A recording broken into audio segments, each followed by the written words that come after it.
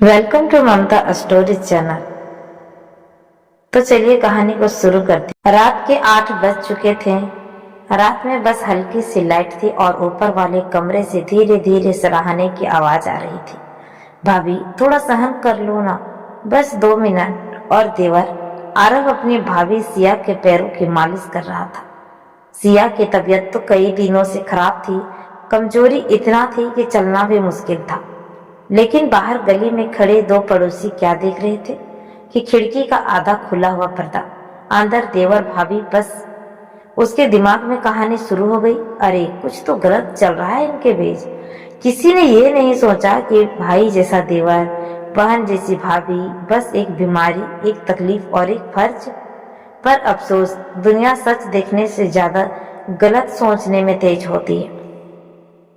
अगली सुबह सिया की सासू माँ बाहर सब्जी लेने गई थी। रात में 2 औरतें आपस में फुसफुसा रही थी कि अरे सुना है, सिया और उसके देवर के बीच कुछ चल रहा है। हाँ हाँ, कल रात खुद देखा मैंने, खिड़की से हाथ पैर दबा रहा था। कैसे बहू है वह। सासू माँ के कान तो सुन पड़ गए। लोगों की बातें जहर की तरह दिल में उतरी है, पर सच तो वही जानता है जो भीतर रहता है। घर लौटी तो देखा आरव सिया को दवा खिला रहा था। धीरे धीरे उसे सहारा देकर बैठाकर पानी पिला रहा था। उन्होंने कुछ नहीं कहा, बस चुपचाप खड़ी रही। माँ, डॉक्टर ने कहा है कि इसकी बॉडी में कैल्शियम बहुत कम है, इसलिए इतनी कमजोर है। मसाज से ही थोड़ा आराम मिलता है, आरव ने मासूमियत से समझाया। सासू माँ की आंखें भर आई। उन्हें नहीं पता था कि लोग बाहर क्या क्या कहानी बना चुके हैं, पर यह जरूर पता था कि फर्ज और प्यार की कभी गलत व्याख्या नहीं होनी चाहिए। लेकिन सच हमेशा घर के अंदर होता है और अफवाहें घर के बाहर बनती है। अब दोस्तों, सवाल आपसे है कि अगर आप सिया की जगह होते तो क्या आप उन लोगों को जवाब देते या चुप रहकर बस जमाना देखते? तो कमेंट में जरूर लिखिएगा। साथ ही चैनल पे नए हैं तो चैनल को सब्सक्राइब कीजिएगा। कहानी आगे। अगले 2-3 दिन तक मोहल्ले में सिर्फ एक ही बात घूमती रही, देवर भाभी का रिश्ता ज्यादा ही मीठा है। बहू घर में बीमार है, पर देवर घर में ज्यादा नजर रखता है। किसी ने सच जानने की कोशिश ही नहीं की कि सबको बस कहानी चाहिए थी, सच्ची हो या झूठी, बस मसाला चाहिए पड़ोसियों को।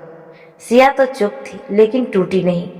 आरव भी जानता था कि अगर उसने कुछ नहीं कहा तो लोग सुनेंगे नहीं, बस हंसेंगे। फिर एक दिन डॉक्टर घर आए। उन्होंने सबके सामने रिपोर्ट दिखाई। सिया को हाइपोकैल्सियम है। हड्डियां इतनी कमजोर है कि खुद से चलना भी मुश्किल होता है। ये मसाज एक कैरियर इलाज का एक हिस्सा है, बल्कि एक एहसान नहीं है। डॉक्टर ने जाते जाते कहा, किस्मत वाली है ये लड़की जो इसे इतना प्यारा देवर मिला है, वरना ऐसे वक्त में लोग बीमारी से ज्यादा बदनामी देते हैं। सासू माँ की आंखें भर आई, बस इस बार शर्म नहीं, गुस्से से उन लोगों पर जो झूठ गढ़ते रहे बहू बेटों पर। शाम को जब वो सब्जी लेने गई, वहीं तो औरतें कानाफूसी में लगी थी। सासू माँ ने इस बार चुप नहीं रही। जिस दिन तुम लोग चरित्र से पहले इंसानियत देखने लगोगी, उस दिन तुम्हारी जुबान नहीं, तुम्हारा दिमाग काम करेगा। औरतें तो थोड़ी घबरा गई, पर सच्चाई का चाटा बड़ा। रात को सिया बोली, देवर जी, ये दुनिया झूठ को जल्दी मानती है, सच को हमेशा तो सबूत देना पड़ता है। आरव मुस्कुराया, पर हम दोनों तो जानते हैं ना भाभी, सच क्या है।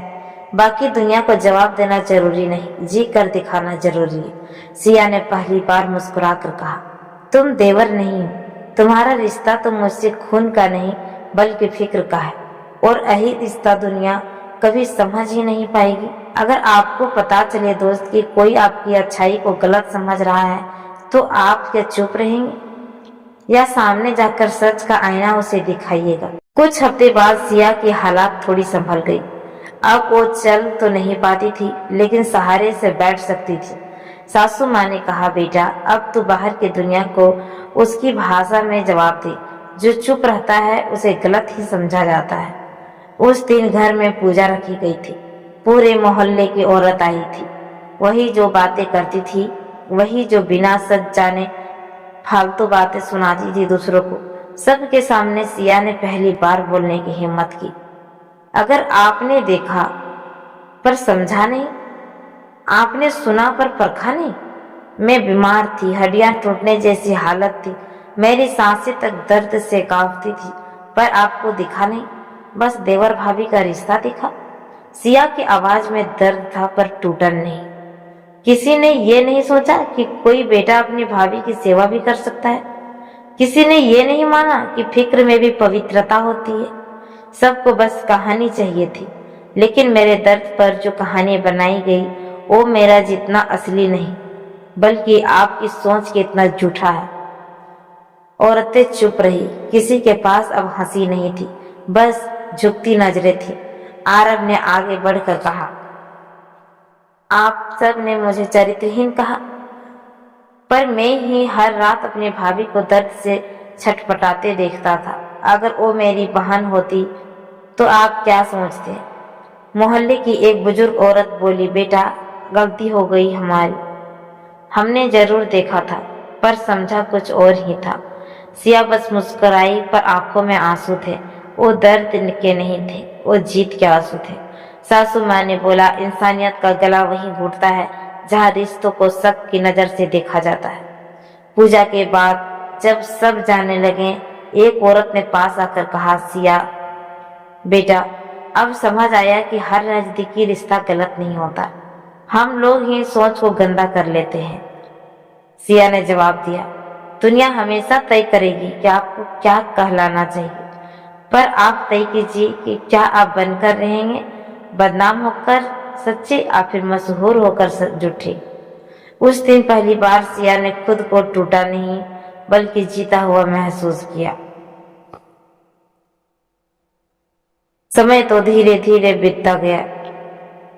धीरे धीरे सिया ठीक होने लगी। अब वो सहारे से चल लेती थी। चेहरे पर फिर वही पुरानी चमक लौट आई थी। घर का माहौल अब पहले जैसा नहीं था। शक की जगह भरोसा था, फुसफुसाहट की जगह आदर और गलत फहमियों की जगह सच्चाई थी। एक दिन सासू माँ ने सिया के सामने एक बात रखी, बेटा अब तू संभल गई है, पर तूने आरव को कई सालों तक बांध कर रखा है। उसका भी तो एक घर परिवार बनने का हक है। अब उसकी शादी की बात बढ़ानी चाहिए। सिया कुछ पल तो चुप रही, फिर धीरे से मुस्कुराई। माँ, मेरी जगह से उसने बहुत कुछ रोक रखा है। अब उसके लिए वही दुल्हन लाऊंगी जो आरव जैसी इंसानियत को समझ सके। सासू माँ को यकीन नहीं हुआ, पर सिया सच में तैयार थी। कुछ महीनों बाद रिश्ता देखने का सिलसिला शुरू हो गया। सिया हर लड़की को ध्यान से परखती, सिर्फ सुंदरता से नहीं, सोच और दिल से भी। एक लड़की आई, मीरा, साधारण सी पर बातों में सच्चाई थी। उसने सबसे पहले ये नहीं पूछा कि आरव क्या करते हो, उसने पूछा, जो इंसान बीमार भाभी का इस तरह से ख्याल रख सकता है वो शादी में कैसा होगा, मैं अंदाजा लगा सकती हूँ। सिया ने पहली बार किसी लड़की में आरव का भविष्य और घर का सुकून दोनों एक साथ देख रही थी। उसने आरव से कहा, मेरा तुम्हारे लिए परफेक्ट है देवर जी, वो तुम्हें समझती है और जो इंसानियत को समझ ले वो घर कभी नहीं तोड़ता। आरव पहले तो हिचकिचाया, भाभी आप ही मेरी तो जिम्मेदारी थी, अगर आपको ठीक होने के बाद मैं शादी करूंगा तो लोग बोलेंगे कि मैं आपको छोड़ दिया। सिया ने हल्की डांट भरी आवाज में कही, लोगों का काम बोलना है पर जिंदगी का काम रुकना नहीं है। अब तुम्हें मेरे लिए नहीं अपने भविष्य की चिंता करनी चाहिए। यह शब्द सुनकर आरव कांप गया, आंखों में भर के आंसू। आप सिर्फ भाभी नहीं है, मेरी सोच की गुरु हैं आप। 2 महीने बाद शादी हुई। सबके सामने सिया ने दुल्हन के साथ हाथ पर हाथ रखकर कहा, तुम्हें ऐसा पति मिला है जो तुम्हें सिर्फ प्यार नहीं सम्मान भी देगा, पर याद रखना इंसान को महान उसके नियत बनाती है, ना कि रिश्ते का नाम। मीरा ने सिया के पैर छूकर कहा, अगर हर घर में ऐसी भाभी हो तो औरतों का दुश्मन नहीं बल्कि ढाल बन जाएगी। पूरा घर खुश था। सिया अपने कमरे में खिड़की से देख रही थी। वो मुस्कुरा रही थी क्योंकि आज वो एक रिश्ता नहीं खो रही थी बल्कि एक घर को सुरक्षित कर रही थी। तो दोस्तों, अगर आपको ये कहानी दिल छू गई होगी तो प्लीज चैनल को सब्सक्राइब कीजिए और साथ ही कभी भी किसी रिश्ते को सिर्फ देखकर मत परखिए, क्योंकि सच अक्सर आंखों से नहीं दिल से समझ आती है। क्या आप भी मानते हैं कि इंसानियत रिश्तों से बड़ी होती है? तो कमेंट में जरूर लिखिएगा। सच की जीत। हम आपसे फिर मिलेंगे एक ऐसी ही दिलचस्प कहानी के साथ। तब तक के लिए टेक केयर।